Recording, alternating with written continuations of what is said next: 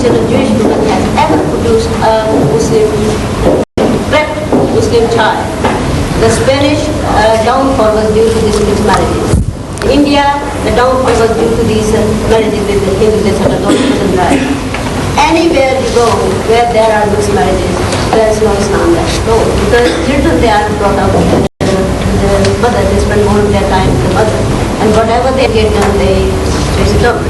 So many of the brothers, they take this advantage that we can marry Jewish or Christian women. But don't they think that what are the consequences? The question is about Muslims marrying Christian and Jewish women. Allah Bari Ta'ala tells us that you can marry women of the Ahlul Kitab who are, the word mutata, the pious women among them, wal muhsinat, of those who are virtuous women. Among Muslims, when we are looking for wives, we must look for virtuous women. When you find among the Christians, they should be better than any Muslim woman you can find.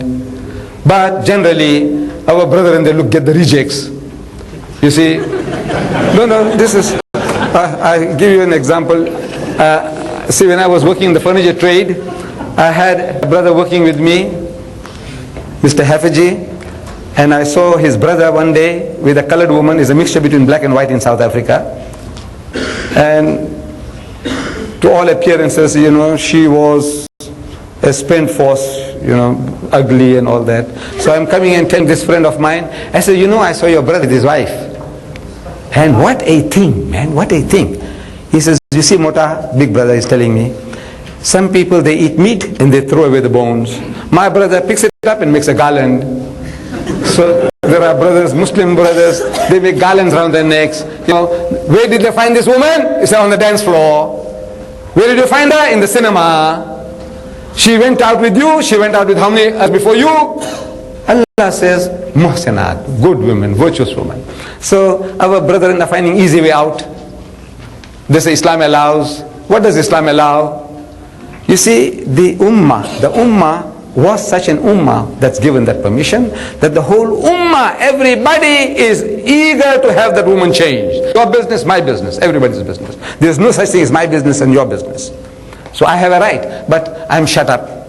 Then the children that are born, what happened? Marriages break up. Sometimes it's a conversion of convenience. Generally, I have seen in my country, the woman is converted. What is that?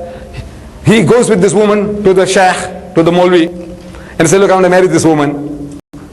So the Maulvi Sahib asks the woman, you want to marry him? He said, yes. So say the kalima. So what's that? Say la ilaha illallah. So she said, la ilaha illallah, Muhammad Rasulullah. That's right. Now from today, your name is Fatima. You want to marry this fellow? He said, yes. So an nikahu min sunnati, man raghiban sunnati, falaysa minni, aw kama qal. Right. He's got a license.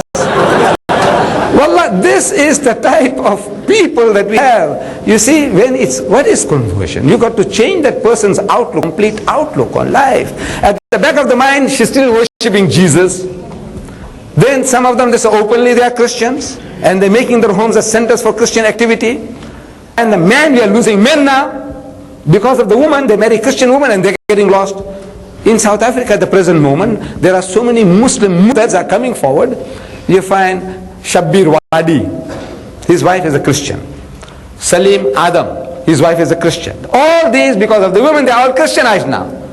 Even if they were not Christianized, as soon as the marriage breaks up, where does the woman go with your Fatmas, Khadijas and Muhammads? Back again to her people. And where are they going? Aunties and grannies are going to church. So your little Fatmas and Khadijas and Muhammads are going to church. They're getting Christianized. Marriage breaks, you die.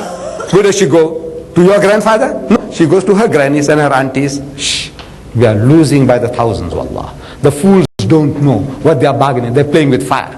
I am telling you that unless this Christian or Jewess, if you can make her a better person than your mother at home, don't take a chance.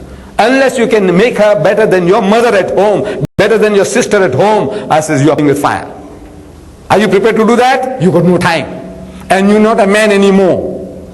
You are not a man anymore. You are male, all right, but you're not a man anymore. You haven't got that power men had. Like one of our poets, he's put it very beautifully. I hope I'll be able to translate it. He says, Sheikh Sahib bhi to parde ke koi hami nahi. Sheikh Sahib बिद पर्दे के कोई हानि नहीं, मुफ्त में college के लड़के उनसे बदजन हो गए। वाज में फरमा दिया कल आपने ये साफ साफ, पर्दा आखिर किससे हो जब मर्द ही जन हो गए। I'll translate it. I will translate it. So this learned man, I'm not talking about our Sheikh here. So this Sheikh Sahib, he is also not a supporter of Parda. You know the Parda, the veil. He is not a supporter of Parda. Wazan, he said, yesterday in the Waz, in the lecture, he said clearly, very clearly. He says, for no reason these university students are getting dissatisfied with him. He explained yesterday in the lecture very, very clearly that after all, against whom are you going to make Parda when men themselves are effeminate? They are also already woman-like. The men are not men anymore. So in other words, you are also like women, you know. So this has come to men, that you are not man enough to exert your rights even in your own home with your own wife. So don't take a chance, don't get burnt. I think that the best thing to conclude our meeting is to read Surah Al-Asr together. MashaAllah. So, Bismillahirrahmanirrahim. Wal-Asr. Innal insana lafi khusr illa alladhina amanu wa amilu salihat وتواصوا بالحق وتواصوا بالصبر وصلى الله على سيدنا محمد وعلى اله وصحبه وسلم.